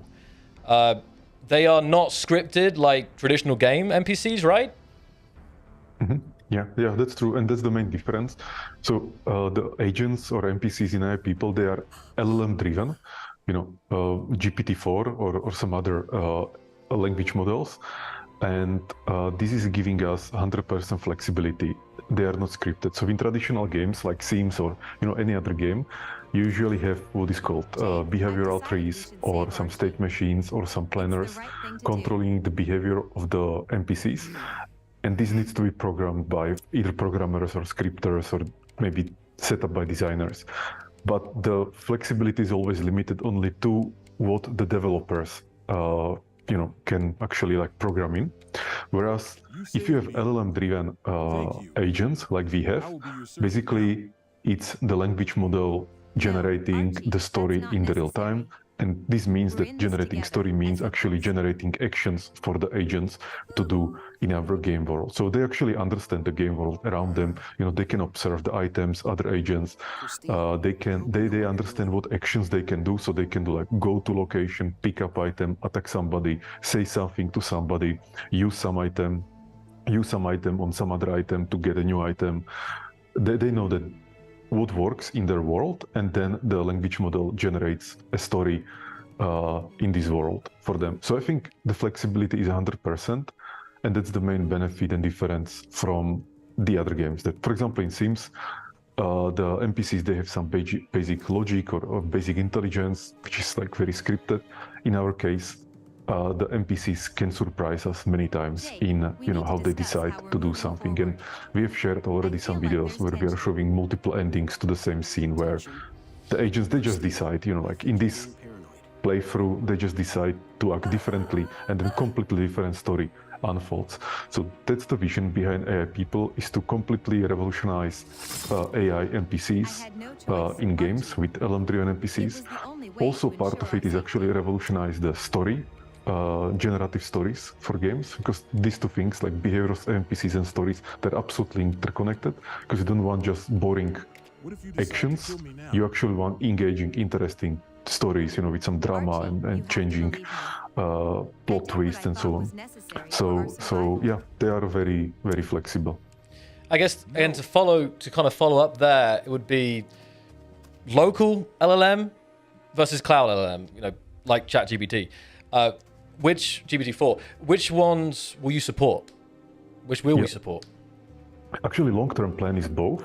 Currently, we are focusing on cloud LLMs like GPT-4 or Llama 3 70B, basically language models that cannot run on a local PC because they're just too big. Or in case of GPT-4, of course, it's that, you cannot get that model anyway. You need to use the cloud API. So we are focusing on this because the capability of these language models is at the level what is required for our game. We also did some experiments, and we have a branch of the game where we have local language models like Mistral, Llama 3, 8B, and it kind of works, but it's making mistakes, like much more mistakes than the big models. So it's not we are not working on that right now, but we will resume this work in a couple of months. So again, to wrap it up, long-term goal is definitely local models, because we want people to be able to run this game locally on their PC and not having to, pay any infrastructure cost or anything like that. But at the same time, we'll also always be looking in the newest, best frontier models that run in cloud, because they are big or proprietary and so on, because we believe that those will provide some new capabilities, new quality, new game experience to players that will not be available immediately in the local models. Maybe it will be in the local models, but after a couple of years. So I think we'll have kind of two modes. One is kind of like a low-cost version that you can run on your PC, and then there will be a premium version where you need to, or somebody needs to pay the infrastructure costs. So that's that's the plan. Super. I'm actually seeing some really good points and questions brought from the chat. So I think we'll actually take some questions in the chat in just a minute here. I saw a quick one. Before we jump to Max next, in mind, as I know we've been discussing this and Max in his own scenario, and I think it's sort of on screen now. Someone asked, can the AI kill? They can interact and you can influence their decisions and such, particularly in the whodunit scenario. We tested something on the launch stream as well, which you can watch on the Good AI channel. You can also gaslight them into doing activities, and they can also gaslight you as well. So to answer your question, there potentially can be a bit of killing going on, and it's up to you what you do in the AI world, and obviously your choices and decisions influence them and vice versa. Well, actually, in the gameplay footage we have here from Marek, we actually see some killing happening. Marek, I don't know if you want to actually touch on the gameplay footage that the community is seeing right now. Yeah, so this is roughly a 5-minute gameplay video that I created last Friday, just by basically typing the plot for the story in the in-game editor, and then hit play and let it play out in front of my eyes, while I could interact with the agents and talk to them. But the story that I defined overtakes the direction always. And what you can see is that it's a story with 3 people, 2 agents and me, on an island. We don't have food. And those 2 agents, they decide to kill me because, they don't want to share the food. After they kill me, or in this case, actually, they didn't kill me, they incapacitated me, which was, again, a surprising, twist. It was their decision. And then there was another twist, which was that... I think we're about to see it, maybe. yeah. The woman, she didn't...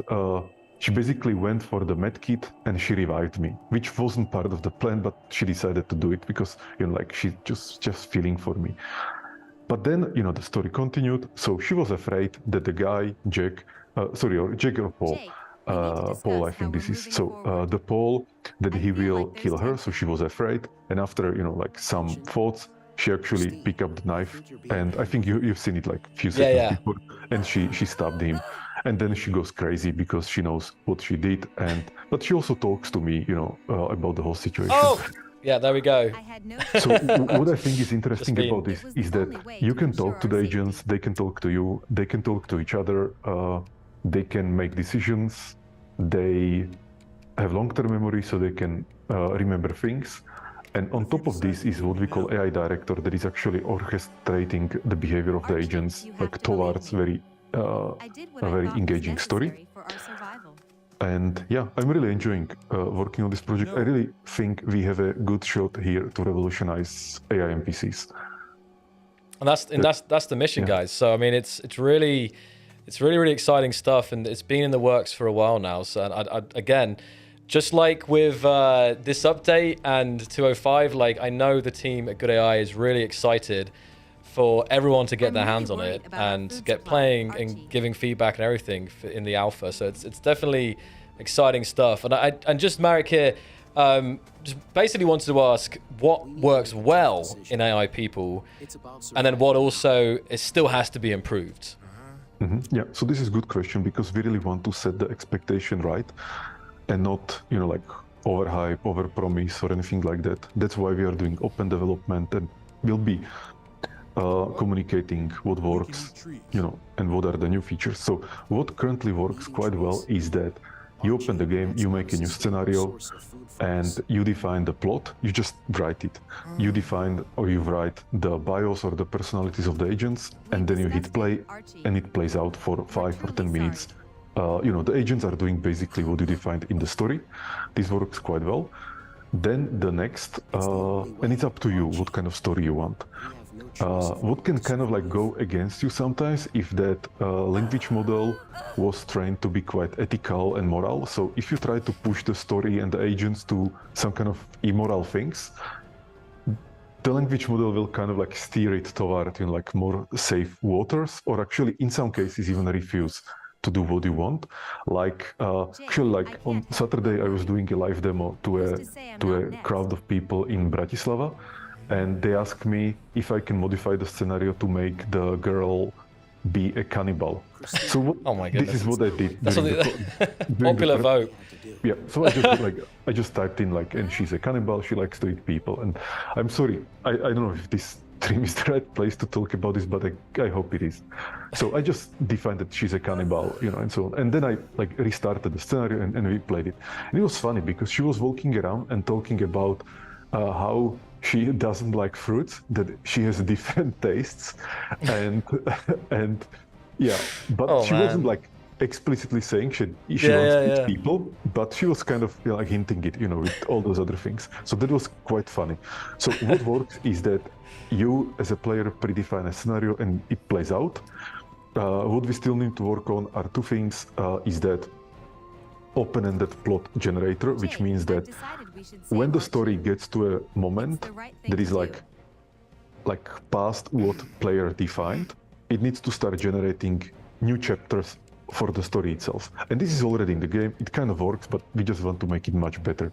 So, it will not be generating not very interesting plots or scenes, but actually very engaging. So open-ended plot generator is one thing, and another is, because this is a game, it's not a movie. Another thing is connect the generative plots and stories with the game challenges and the game mechanics. So the agents, as part of the story, will be actually using the game items and, having to solve some game challenges, surviving and maybe some objectives and quests and so on. So that will be another challenge. So that we will be focusing on later. And our goal, as Jack said, is open development and incremental development, and not keep this game for us for next God knows how many years until it will be done, because this is very experimental project in a sense, and we are on an uncharted territory. Nobody has tried anything like this before.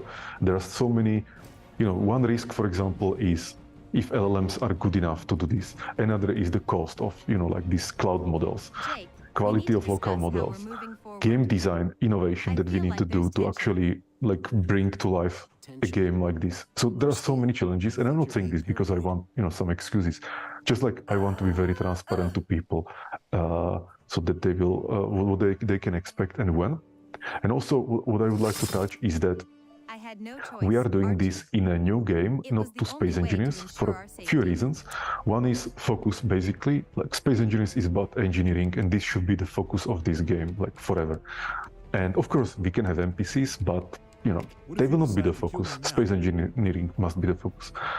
And another thing is that I still believe that AI people, and if you want to communicate what these NPCs are about, you need to make some game decisions that maybe would not work very well in space engineers, but they will work okay or good they will work well in AI people. And we can do this because it's a new game, so we have free hands. Mm-hmm.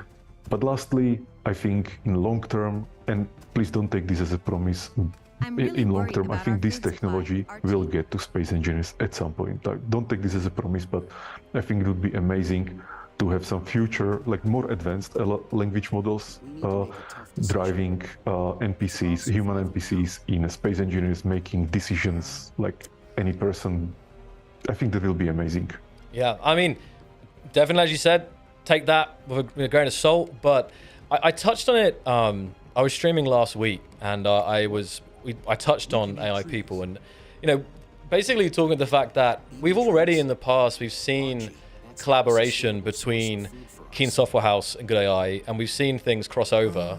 So as I've told everyone, there is no reason why that wouldn't continue. It's they're sister companies, and there's definitely the sharing of information and data and stuff. So yeah, I think Marek, they're obviously not promising anything, but what's being worked on, what's being developed is really huge. And I think you guys, this is probably painting this picture. You can see this now where there is so many kind of experimental, groundbreaking things happening at both Keen Software House and Good AI, right? And I think you're seeing the developments, being already, it's quite transparent.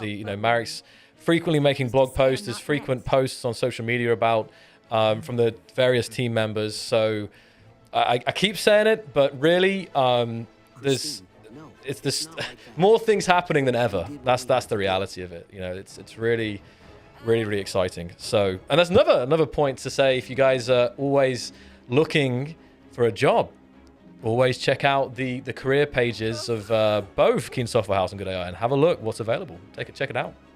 Yeah. I'm not sure if you want to add anything there, Marek. Yeah, I will just address one or two questions. Sure, yeah, please do. Yeah. So, Sexmo had a question: will AI people have NSFW not safe for work limitations? So the game will have a moderation filter, which means that when you are creating a scenario or BIOS for the characters, some language model will check if they are safe for work, and if they are not, you will be informed. You will not be able to share it on workshop, but there will be option to turn this off in the game options. But then it's up to player. There will be also warning that this, gameplay is actually generated when moderation is off. And the reason for us is that the core of the AI people community, we want to be safe for work, like a nice place where people can actually share and, basically say things, and they don't need to worry about some controversy or something really out of the place. But I still believe in freedom and that people should have option to modify the game and play the game any way they want, if it is legal. So there will be option to turn this off. But in that case, you will not be able to share it on workshop and in our community, but you can do it outside of the community. And another question is, will we be able to add mods to this game? So at some point, definitely yes. Like, from Space Engineers that I'm a big supporter of mods and community and like all these things. So we will go the same path. Modding will be, at some point when the core is done, modding will be one of our biggest priorities. And in that case, we will let players to modify the game in any direction they want. I mean, I should say that they should always use the game in a legal manner and so on. But we'll also support like 100% modding. I think you're being paranoid. Awesome. That's super. And again, guys, is there anything else? I'm sure, Jax already teased there's going to be a stream very soon, so I think we'll have more time to go over more points and more questions. If there's anything else today you'd like to address, guys, either Jack or Marek, or... Yeah, I would just, let's say, Joe, let's say we've got a stream coming soon, myself, Marek, and a few dev team will be there, and the dev team are fantastic. We've got some very talented people working for us over at Good AI, just like Keen, and we'll be talking more technical details. I know many in the SE community are very keen, I know, for the technical aspects, doing it, technical aspects of space engineers and what games we develop and such. I invite you to come to our AI people stream. We'll be streaming here on the SE channel and also the Good AI channels and the Keen Community Network Twitch, and we'll be definitely going in depth about what powers our AI director tech and things like that. It is very, very cool. So I invite people to come and watch that. And again, we'll be confirming our stream date later this week. It should be next week, but stay tuned for more. Fantastic. And again, any final words from Marek as well here? Yes. I'm returning back to Signal Update and Space Engineers. Yep. And I'm really looking forward to what people will build with these new features and blocks that we just released. And please send them to us. And if you really want to kind of get them to me, please, in the blog post, there is an email. You can send me email with what you created with these new blocks. You know, you can send pictures or video and so on, or you can just send it to Twitter, or you know, like tag me on Twitter and send it. I'm really looking forward to this, because for me this is also like part of the reward, is that when we create something and then you create something and I see what you created, it's for me it's double reward. So please send the new things you will build using the Signal update. Fantastic. Awesome. What a stream it's been. What a stream it's been, and what an update it's been, and what great information and news we've had today, guys. So once again, I'd like to thank all of the guests we've had: Marek, Jack, Janusz, Sander, and I say, if you guys say bye here, we'll just wrap this up, and then we'll play the trailer one more time to finish the stream here. That will be our outro there. So thank you to Marek and Jack. We'll see you guys very soon next week. Stay tuned, guys. See them next week. Thanks, guys. Bye. Okay, guys. Okay, so let me just pull up the old, this is just summarizing here. Where's my trailer end screen? Here it is. There it is. Signal update, signal pack. I'm just gonna press that and check it out, guys. Check out everything. All the information's out there.